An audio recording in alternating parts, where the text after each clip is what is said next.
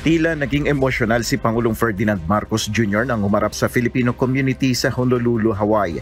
Ayon sa Pangulo, ang Filipino community sa Hawaii ang tumulong sa pamilya Marcos nang sila ay ma-exile noong 1986.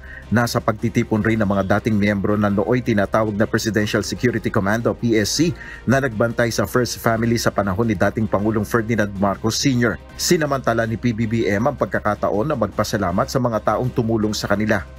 But we landed here with nothing. Even ultimo yung damit namin, silang nagbigay. Silang nagpapakain sa amin. Pati yung mga appliance doon sa Makiki, silang nagdadala.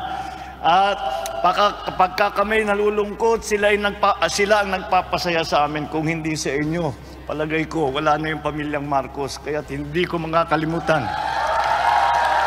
Ayon sa Pangulo, pinilit niyang makarating sa Hawaii matapos ang kanyang pagdalo sa APEC Summit sa San Francisco at working visit sa Los Angeles, California dahil sa malapit sa kanyang puso ang Hawaii. Ilan sa mga dating miyembro ng PSC ay natuwa naman nang makita si PBBM. Masaya pa rin at least hanggang ngayon, loyal pa rin kami.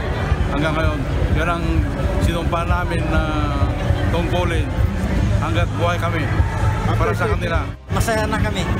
Nakita namin na after 30 years.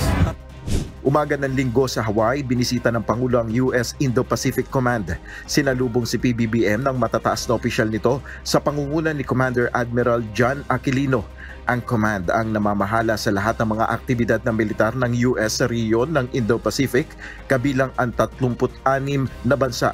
Ayon sa Malacanang, si Pangulong Marcos ang kauna-unahang Pangulo ng Pilipinas na umapak sa Indo-Pacific Command. Nel Maribuhok, UNTV News and Rescue. Diyos ang aming sandigan, serbisyo publiko ang aming pinahalagahan.